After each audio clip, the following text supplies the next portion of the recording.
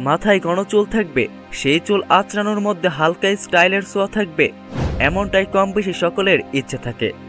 কিন্তু চুল ঝরে যাওয়ার বড় বালাই, তার ঠেলায় আর ইচ্ছে পূরণ হচ্ছে না কিছুতেই।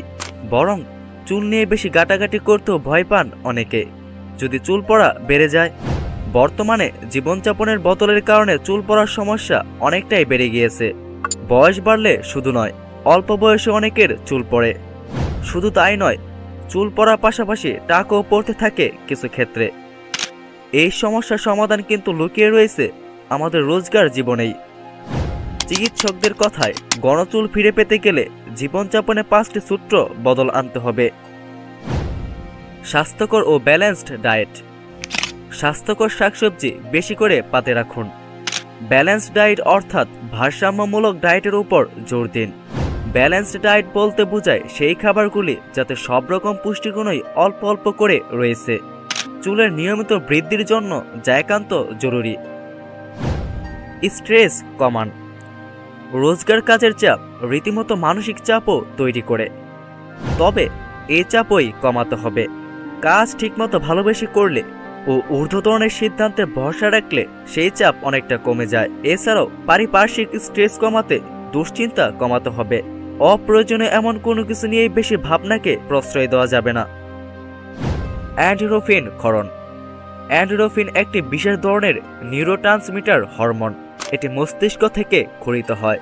এটি আমাদের ব্যথা কমায়, মন ভালো রাখে, চাপ কমায়, মেজাজ ভালো রাখতে সাহায্য করে। এন্ডোরফিন ক্ষরণ বাড়াতে হলে নিয়মিত ব্যায়াম করা জরুরি। এছাড়াও ম্যাসাজ করাতে পারেন। পেশাদার ম্যাসাজ এন্ডোরফিন ক্ষরণে অনেকটাই সাহায্য করে। সাপ্লিমেন্ট। চুলের বৃদ্ধিতে অনেক সময় সাধারণ খাবারে কাজ হয় না, সেক্ষেত্রে সাপ্লিমেন্টের সাহায্য নিতে পারেন।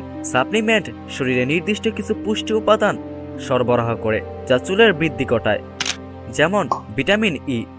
তবে অতিরিক্ত ভিটামিন ই চুলের জন্য মোটেও ভালো নয়, বরং এতে ক্ষতি বেশি হয়।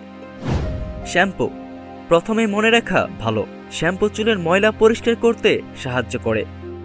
স্ক্যাল্পের ময়লা ধুয়ে সাফ করে শ্যাম্পু। বাজার চলিত শ্যাম্পুর মূল কাজ এটাই, তবে এর বাইরেও কিছু শ্যাম্পুতে অতিরিক্ত কিছু উপাদান যেমন ক্যাফিন থাকে। ক্যাফিন চুলের জন্য বিশেষ উপকারী, তাই এমন শ্যাম্পু নিয়মিত ব্যবহার করতে পারেন। এছাড়া কফি বীজ দিয়েও চুলের যত্ন নিতে পারেন।